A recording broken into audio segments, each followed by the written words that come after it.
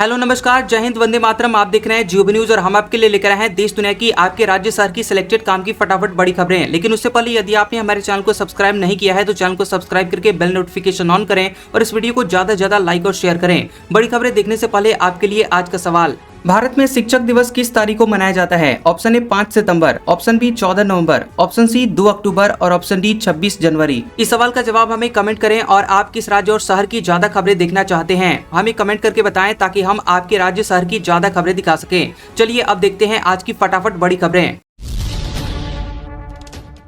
5 राज्य 1 यूटी में एसआईआर की समय सीमा बढ़ी। एमपी छत्तीसगढ़ में 18, यूपी में 26 दिसंबर तक फॉर्म भर सकेंगे। पहले 11 दिसंबर लास्ट डेट थी। खबर है कि चुनाव आयोग ने 5 राज्यों और 1 केंद्र शासित प्रदेश यूटी में स्पेशल इंसेंटिव रिवीजन यानी एसआईआर की समय सीमा बढ़ा दी है। मध्य प्रदेश, छत्तीसगढ़ और अंडमान निकोबार में 18 दिसंबर तक का फॉर्म भरे जा सकेंगे। उत्तर प्रदेश में 26 दिसंबर, गुजरात और तमिलनाडु में 14 दिसंबर तक फॉर्म भरे जा सकेंगे और पहले फॉर्म भरने की आखिरी तारीख 11 दिसंबर की थी। एडीजी बोले, बाहरी लोगों ने किसानों को भड़काया। राजस्थान में किसान आंदोलन, 36 से ज्यादा पुलिसकर्मी हुए घायल, 40 आंदोलनकारी पकड़े गए। हनुमानगढ़ में dune ethanol private limited factory का विरोध प्रदर्शन जारी है और होने वाली किसान सभा में जा रहे कांग्रेस के कार्यकर्ताओं को पुलिस ने पहले ही रोक दिया था। वहीं विधायक रुपिंदर सिंह कुन्नूर को पुलिस ने हिरासत में ले लिया। दोपहर टिब्बी के गुरुद्वारा सिंह सभा में किसानों की सभा हुई और फिर सभा में महिलाएं भी शामिल हुई। किसानों ने चेतावनी दी है कि मांग पूरी नहीं होने तक आंदोलन जारी रहेगा। 10 दिसंबर को हिंसा में शामिल 107 से अधिक किसानों व ग्रामीणों के खिलाफ मुकदमा दर्ज किया गया है। इसमें से 40 लोगों को हिरासत में लिया गया है और एडीजी वीके सिंह ने कहा कि 36 से ज्यादा पुलिस और बॉर्डर होम गार्ड को चोट लगी है। 5 पुलिसकर्मियों को ज्यादा चोटें लगी हैं। इंडिगो मुआवजे में 10,000 का ट्रैवल वाउचर देगा। 3 से 5 दिसंबर के बीच ज्यादा परेशान पैसेंजर्स को मिलेगा। डीजीसीए ने एयरलाइन सीईओ से पूछताछ की। एयरलाइन अपनी इंडिगो फ्लाइट कैंसिल से प्रभावित यात्रियों को रिफंड के अलावा मुआवजे में ट्रैवल वाउचर भी देगी। कंपनी ने बताया कि 3 से 5 दिसंबर के बीच फ्लाइट कैंसिल से ज्यादा परेशान हुए पैसेंजर्स को 10,000 रुपए का ट्रैवल वाउचर मिलेगा। हालांकि इंडिगो ने यह साफ नहीं कहा है कि ज्यादा परेशान से उसका क्या मतलब है और किन यात्रियों को यह मुआवजा मिलेगा। एयरलाइन ने बताया कि ट्रैवल वाउचर अगले 12 महीनों तक किसी भी इंडिगो की फ्लाइट की बुकिंग के लिए इस्तेमाल किया जा सकेगा। गोवा अग्निकांड, लूथरा ब्रदर्स थाईलैंड में हिरासत में लिए गए। हाथों में हथकड़ी, पासपोर्ट पकड़े, तस्वीर आई। घटना के समय टिकट बुक करके भागे थे। खबर है कि गोवा के ब्रिज नाइट क्लब में अग्निकांड के 5वें दिन क्लब के मालिक सौरभ लूथरा और गौरव लूथरा को थाईलैंड में हिरासत में लिया गया है। थाईलैंड पुलिस ने दोनों भाइयों की तस्वीरें जारी की है जिसमें उनके हाथों में हथकड़ी लगी है। वे अपने पासपोर्ट पकड़े हुए हैं। बता दें कि सूत्रों के मुताबिक भारतीय अधिकारियों की एक टीम थाईलैंड के लिए रवाना हो चुकी है और 24 घंटे के भीतर लूथरा ब्रदर्स को वापस लेकर आएगी। संभावना है कि भारत लाने के बाद गोवा पुलिस दोनों को अपनी हिरासत में लेगी। ब्रिज नाइट क्लब में 6 दिसंबर को आग लगने से 25 लोगों की जान गई थी और घटना के बाद दोनों भाई भारत छोड़कर थाईलैंड फरार हो गए थे। दोनों पर गैर इरादतन हत्या और लापरवाही का मामला दर्ज किया गया है। भारत में 4 कंपनियां एआई प्रोजेक्ट में इन्वेस्ट करेंगी। 6 लाख करोड़ रुपए लगाएंगी। इनमें गूगल, मेटा, माइक्रोसॉफ्ट और अमेजॉन शामिल हैं। भारत दुनिया भर में आर्टिफिशियल इंटेलिजेंस यानी एआई का नया हब बन रहा है। इसका सबूत देश में एआई के क्षेत्र में बढ़ता हुआ निवेश है। ई कॉमर्स क्षेत्र की दिग्गज कंपनी अमेजॉन ने घोषणा की है कि वह 2030 तक भारत में निवेश बढ़ाकर 3,15,000 करोड़ रुपए, 35 अरब डॉलर से अधिक कर देगी। अमेजॉन ने नए निवेश की घोषणा ऐसे समय में की है जब वैश्विक टेक्नोलॉजी कंपनियां भारत पर ध्यान केंद्रित कर रही हैं। अमेरिकी think tank information technology and innovation foundation की रिपोर्ट बताती है कि भारत में हर साल 8 लाख से अधिक इंजीनियरिंग स्नातक निकलेंगे जब वैश्विक टेक्नोलॉजी कंपनियां भारत पर ध्यान केंद्रित कर रही हैं। अमेरिकी think tank information technology and innovation foundation की रिपोर्ट बताती है कि भारत में हर साल 8 लाख से अधिक इंजीनियरिंग स्नातक निकलते हैं जो कि अमेरिका से लगभग 6 गुना अधिक है। और यही नहीं, वैश्विक सेमीकंडक्टर डिजाइन वर्कफोर्स का 20% से अधिक हिस्सा भारत में मौजूद है। अमेरिका में लगातार तीसरी बार ब्याज दरों में कटौती 3.50% से 3.75% के बीच रहेगी। लोन सस्ते होंगे। भारत जैसे देशों में विदेशी निवेश बढ़ सकता है। अमेरिका के केंद्रीय बैंक फेडरल रिजर्व ने ब्याज दर में 25 बेसिस पॉइंट यानी 0.25% की कटौती की है और ये अब 3.50% से 3.75% के बीच आ गई है। और इससे पहले फेड ने 29 अक्टूबर को भी 2.25% की कटौती की थी जिससे ये 3.75% 5% से 4% के बीच थी। फेड ने ये कदम मुख्य रूप से लेबर मार्केट में नरमी और बढ़ी हुई महंगाई के कारण उठाया है। भारत में एप्पल का 5वां ऑफिशियल रिटेल स्टोर खुला। नोएडा के DLF मॉल में मंथली किराया 45 लाख रुपए, आईफोन, आईपैड जैसे प्रोडक्ट्स मिलेंगे। खबर है कि एप्पल ने भारत में अपना 5वां रिटेल स्टोर 11 दिसंबर नोएडा के DLF मॉल ऑफ इंडिया में ओपन कर दिया है। ये दिल्ली NCR का दूसरा स्टोर है। दिल्ली में पहला स्टोर अप्रैल 2023 में खुला था। वहीं 2025 में बेंगलुरु में 2 सितंबर को और पुणे में 4 सितंबर के बाद एप्पल भारत में ये तीसरा स्टोर ओपन हुआ है। CEO टिम कुक ने कहा था कि भारत में मुंबई, दिल्ली के अलावा 4 और स्टोर खोले जाएंगे। नोएडा स्टोर में iPhone 17 series, M5 powered MacBook pro और 14 मैकबुक प्रो जैसे लेटेस्ट प्रोडक्ट मिलेंगे। कस्टमर्स नए फीचर्स ट्राई कर सकेंगे। स्पेशलिस्ट, क्रिएटिव्स, जीनियस और बिजनेस टीम्स एक्सपर्ट सपोर्ट देंगे। भारत अमेरिका के बीच व्यापार समझौता मार्च तक संभव। CEN नागेश्वरन बोले, दोनों देशों के बीच ज्यादातर मतभेद दूर। अमेरिकी ट्रेड टीम भारत दौरे पर। Chief economist adviser CEA V Anantha Nageswaran ने कहा कि भारत और अमेरिका ने ट्रेड पर ज्यादा मतभेद दूर किए हैं और दोनों देशों के बीच मार्च 2026 तक व्यापार समझौता हो सकता है। ब्लूमबर्ग टीवी से बातचीत में नागेश्वरन ने FY 2027 की ग्रोथ प्रोस्पेक्टस को स्ट्रांग बताया और रुपए को फंडामेंटल्स से अंडर वैल्यू कहा। नागेश्वरन का यह स्टेटमेंट तब आया जब दोनों देश ट्रेड बैरियर्स कम करने की कोशिश कर रहे हैं। पाकिस्तान के F-16 लड़ाकू विमान अपग्रेड करेगा अमेरिका। 5,800 करोड़ रुपए का प्रस्ताव दिया। अमेरिका ने पाकिस्तान के F-16 लड़ाकू विमानों को अपग्रेड करने के लिए $686 मिलियन यानी लगभग 5,800 करोड़ रुपए का प्रस्ताव संसद को भेजा है और 8 दिसंबर 2025 को defence security cooperation agency DSCA ने संसद को एक नोटिफिकेशन भेजा है जिसमें पाकिस्तान के F-16 अपग्रेड पैकेज $686 मिलियन को मंजूरी दी गई है। ये प्रक्रिया आर्म्स एक्सपोर्ट कंट्रोल एक्ट के तहत होगी। नेपाल में चीन के लोन से बना पोखरा एयरपोर्ट हुआ फेल। जमकर भ्रष्टाचार हुआ, टूरिस्ट भी नहीं आए। चीनी कंपनी समेत 55 लोगों पर केस। नेपाल में पोखरा इंटरनेशनल एयरपोर्ट प्रोजेक्ट में बड़े पैमाने पर भ्रष्टाचार का खुलासा हुआ है। 2012 में 620 करोड़ रुपए अनुमानित लागत वाला यह प्रोजेक्ट 892 करोड़ रुपए तक पहुंच गया।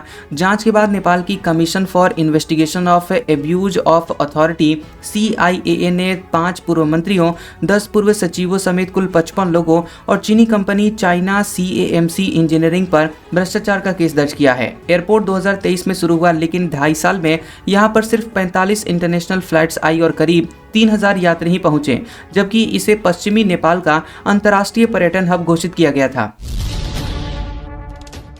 अमेरिकी संसद में मोदी पुतिन की कार वाली तस्वीर दिखाई। डेमोक्रेट सांसद बोली, ये फोटो 1000 शब्दों के बराबर।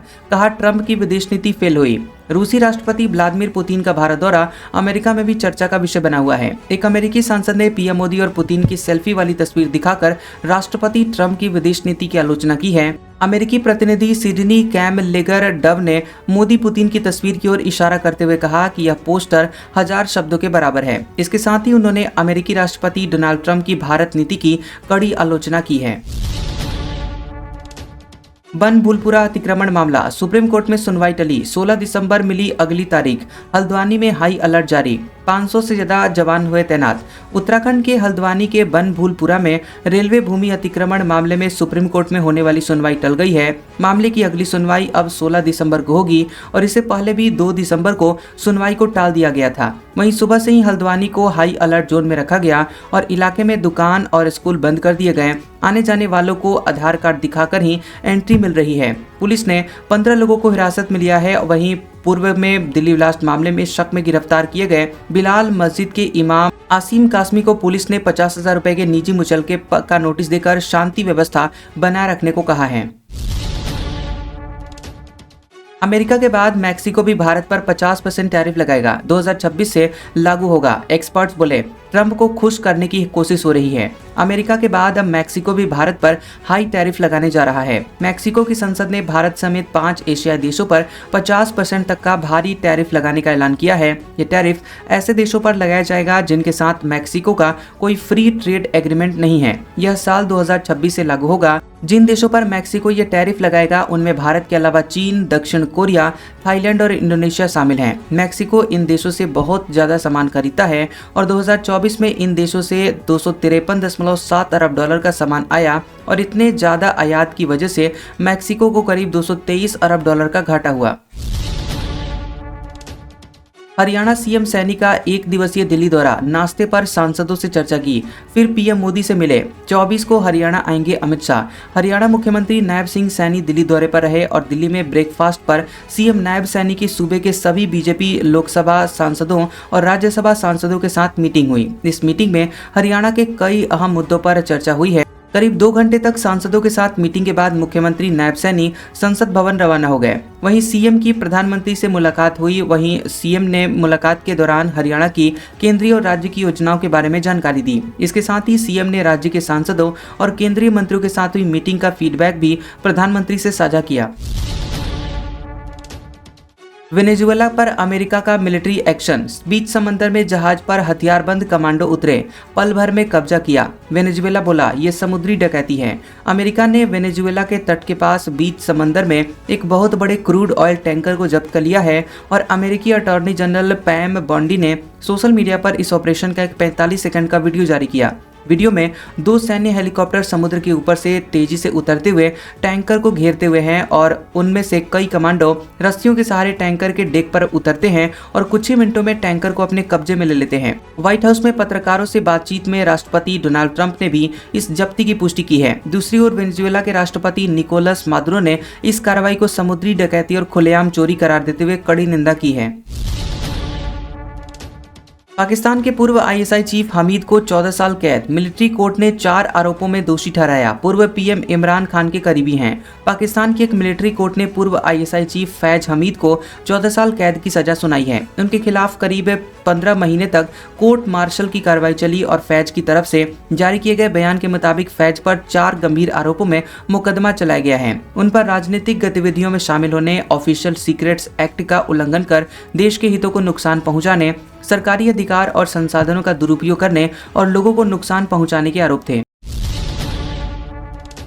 उत्तराखंड में बर्फबारी के बाद बना 10 फीट ऊंचा शिवलिंग, मिनी अमरनाथ में बाबा बर्फानी के हो रहे दर्शन, पहाड़ से लगातार गिरती है जलधारा। उत्तराखंड के चमोली जिले में चीन सीमा से सटा हुआ टिम्मर सैंड महादेव एक रहस्यमय और अद्भुत स्थल है।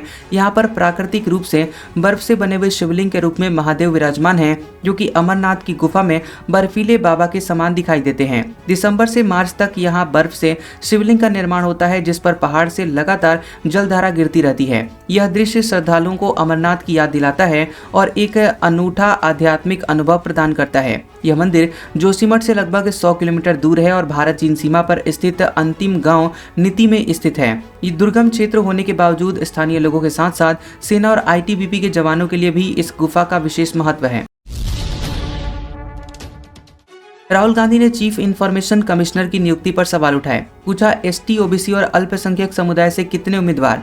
पीएम शाह के साथ बैठक में असहमति जताई। बता दें कि चीफ इंफॉर्मेशन कमिश्नर, सीआईसी और 8 इंफॉर्मेशन कमिश्नर्स की नियुक्ति के लिए चयनित उम्मीदवारों की जातियों पर नेता प्रतिपक्ष राहुल गांधी ने असहमति जताई है। इनकी नियुक्ति को लेकर पीएम मोदी, राहुल गांधी और अमित शाह के बीच प्रधानमंत्री कार्यालय पीएमओ में 1.5 घंटे मीटिंग चली। मीडिया रिपोर्ट्स के मुताबिक राहुल गांधी ने कुछ हफ्ते पहले सरकार से आवेदकों और चुने गए उम्मीदवारों की जाति की जानकारी मांगी थी। बैठक के पहले सरकार ने नेता प्रतिपक्ष से इसकी जानकारी साझा की। इस पर राहुल गांधी ने कहा कि चयनित उम्मीदवारों में अनुसूचित जाति या जनजाति, ओबीसी, ईबीसी और अल्पसंख्यक समुदायों के नाम शामिल नहीं हैं। ममता बनर्जी बोली, शाह खतरनाक, वे दुर्योधन और दुशासन जैसे। महिलाओं से कहा, एसआईआर में नाम कटे तो आपके खाना बनाने के बर्तन हैं, उनसे लड़ो। पश्चिम बंगाल की मुख्यमंत्री ममता बनर्जी ने केंद्रीय गृह मंत्री अमित शाह को खतरनाक करार दिया है। ममता बनर्जी ने कृष्णानगर की रैली में कहा कि शाह की आंखों में दहशत है। उनकी एक आंख में आपको दुर्योधन तो दूसरी आंख में दुशासन दिखाई देगा। ममता बनर्जी ने स्पेशल इंसेंटिव रिवीजन एसआईआर यानी वोटर लिस्ट वेरिफिकेशन को लेकर महिलाओं से कहा कि केंद्र सरकार एसआईआर के नाम पर माओ बहनों के अधिकार छीन लेंगे। वे चुनाव के दौरान दिल्ली से पुलिस बुलाएंगे। ममता के मुताबिक माताओं बहनों, अगर आपके नाम काटे गए तो आपके पास किचन के बर्तन हैं, उनसे लड़िए। अपने नाम को लिस्ट से कटने मत देना। महिलाएं आगे आकर लड़ेंगी, पुरुष इनके पीछे रहेंगे। जेपी नड्डा बोले, कांग्रेस ने भारत को खंडित आजादी दिलाई। अनुराग ठाकुर की शिकायत, टीएमसी सांसद सदन में ई सिगरेट पी रहे। स्पीकर ने कहा कार्रवाई होगी।